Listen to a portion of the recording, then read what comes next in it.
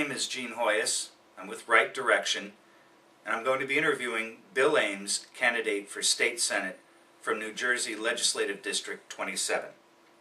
On primary day last week, political and news junkies statewide were treated to a delightful departure from the same old incumbent same old. Self-proclaimed Tea Party Republican candidate Bill Eames won a stunning upset victory over establishment GOP candidate William Sullivan. Today we're sitting down with the primary winner to reflect on what just happened and to consider what will be happening in the months leading up to the November election.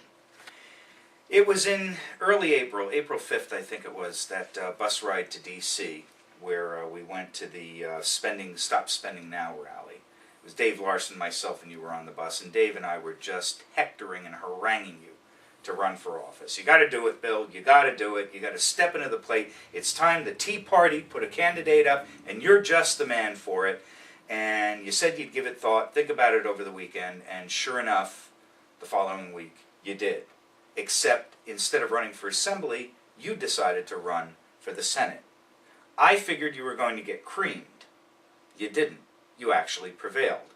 And now you're going to be squaring off against Richard Cody in November. Why the state Senate?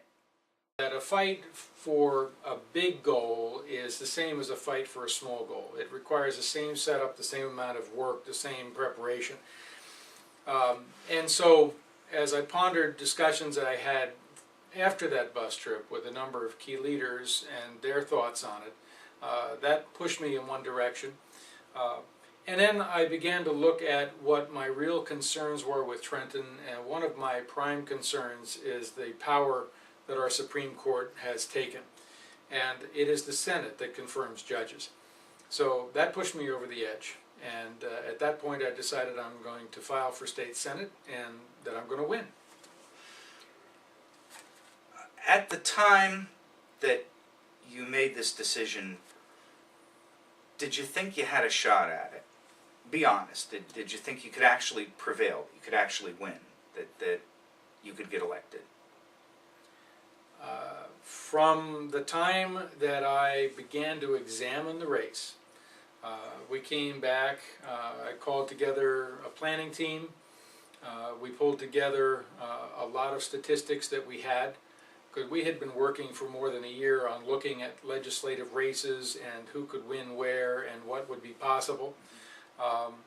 And as I looked at the change, remember this all came from the census change of the map, which was sudden, unexpected by both the Republicans, maybe known by the Democrats, but perhaps they didn't know it would be approved.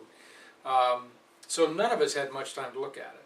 But as we looked at the new map and the new 27th district, absent Newark, absent Orange, added in with 6 Morris County Republican conservative towns, we very quickly came to the conclusion that this was winnable. And so I committed to it, and we put in forth a game plan and won the primary. And we will do the same thing and win the general election. It's an axiom of New Jersey politics that the road to the GOP nomination goes through Morris County, at least the road for District 27. Roughly 75% of the GOP turnout, that's around 6,500 voters in the district, was in Morris County, which is a reliably Republican county. Now, we contrast that with a less contested Democrat primary, which drew about 7,500 voters, or about 75% of them from Essex County, which is reliably Democrat. Do you believe that the recent legislative redistricting, which added several towns to Morris County, several towns in Morris County to District 27, will make this district more competitive for you against Cody this coming November? When you look at the way the 27th has been redrawn, and when you look at the voting patterns of the voters in the Essex County communities against the voting patterns of the voters in the Morris County communities, the ratios are not quite as you present them. We think that this is one of the most competitive new districts in the state of New Jersey. When you look at the circumstances of the people of Essex County and compare that over the past 10 or 20 years against the circumstances of the people in Morris County, and you talk to the folks in the field, they're indicating even more likelihood of seeking dramatic change. So we feel that this is a very competitive district, and we feel pretty confident that we will win it. Now, it's not going to be a simple task. There's no complacency or hubris in what I'm trying to say. This is a studied, concerted, focused, scientific effort that we're putting in, and we will fight as hard as we possibly can for every single vote. But I do believe that we can win the 27th district to the Republican side. Do you think there's a sizable enough pool of unaffiliated voters in District 27 do you believe you can sway over to your side? Unaffiliated are the majority of voters, actually. In the 27th? Yes. Really? And so, you know, the race will hinge on them to a degree. There are many factors that we have to look at that relate to voter behavior, particularly in recent years, to try and figure out where the best game plan is. But we're aware of those things, and you know, and I'm sure Mr. Cody is aware of them as well. Now, he has not run a contested race in a long time. We've not run an uncontested race. So, right. you know, we're looking for every single vote, and we're going to go in there as hard as we can. And I fully expect to have full backing in our effort to do that for the Republicans. Now, certainly the present economic circumstances, both nationally and especially in New Jersey, where the economy just doesn't seem to want to get going. You still have businesses shuttering, you still have people moving out, you still have a very high unemployment rate. You have a governor and a legislator that are struggling to make budget cuts and struggling to make some kind of impact on the sustainability of union pensions and all of that.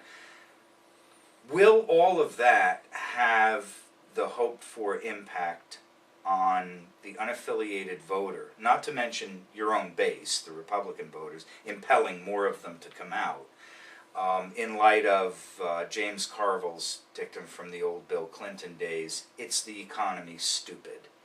Will that be foremost in their minds, you think, when campaign season really heats up? The issue of the economy is the issue. When I talk with folks in West Orange or in Maplewood or in Milburn or in Livingston, particularly in the Essex County communities, they are suffering tremendous pressure because of the economy. You have homes that property taxes will run $25,000, even $30,000 a year on, in comparison to equivalent homes in Morris County where taxes are half that. You have issues of employment. Even high-end people who might have been employed with Lehman Brothers who are not employed at the moment. So money is very focused in people's minds, and trends are as well. And the spend and tax philosophies that were rampant in New Jersey that got us into the point where we are, people are beginning to recognize cannot continue. When you see the President of the Senate, Mr. Sweeney, talking with Mr. Christie, our governor, about real ways to try and cut expenses or costs, it's telling you things are dramatically different than they have been before. When you look at the wins that have existed or taken place in the past 2 years by conservative groups, whether it be in the House of Representatives, whether it be with the freeholder race in Morris County, whether it be in my situation in the 27th district, you're seeing changed voter patterns. This is not your daddy's race. This is a new paradigm, and everything is different. In the primary, you ran as an unabashed Tea Party candidate. I mean, it's right here on your campaign sign, which, by the way, I have to compliment you on. This is one of the smartest looking, unconventional campaign signs I've ever seen. Normally, they're all cookie cutter, one or two colors, either red and blue or blue and red or sometimes green or yellow. This really does stand out. But here you say Tea Party Republican. And you ran boldly and proudly on that. I'm going to have a couple of questions coming off of that, but first of all, why Tea Party Republican? The slogan is intentional, Gene, and it is to show and illustrate to everybody the bringing together of two distinctly different mindsets. For the past 2 years, I've been a leader in the Tea Party organizations. I've been involved with an organization in Morris County called Morris Patriots as a co-founder. I've been involved statewide throughout New Jersey in bringing many of the Tea Party organizations together to focus on core values and core priorities, not in a directive way where somebody is a leader of the groups that do that, but instead in a cooperative way where the groups on their own see the value of unity. And in convincing the Tea Party organizations to throw their full weight and force behind the Republican Party, because we need a change in New Jersey of direction. Now, the role switches. And that's the other part of the slogan, and that is a Republican Party. For 10 years I've been on the county committee in Morris County. I've been an officer with the Hanover Township Republican Club. I have managed campaigns. I have worked in campaigns, locally, countywide, statewide, and so I'm familiar with Republican politics, and I have been a lifelong Republican. Now the shoe goes on to the other foot to convince the Republicans to take advantage of the commitment of the Tea Parties to try and win a majority in Trenton. So the phrase is, it may look simple and trite, it has a lot behind it, and behind even those ideas that I just expressed is a much bigger effort. I believe that conservative values have consistently worked for the betterment of the people. I am focused, number one, on the people. This is not a race to make Bill Eames rich. It's not a race to promote my personality or me. This is a race for the people, which is why we the people is the background. Anybody that knows what I've been involved in understands that concept. We need to work, all of us, Democrats, Republicans, conservatives, liberals, everybody, to bring New Jersey back to success. We're failing. We have the 50th worst business tax climate out of 50 states, according to the Tax Foundation. We have the second highest combined personal and state tax rate. People are leaving this state in numbers that are frightening and have been leaving for a long period of time. And as a result, our wealth is leaving the state.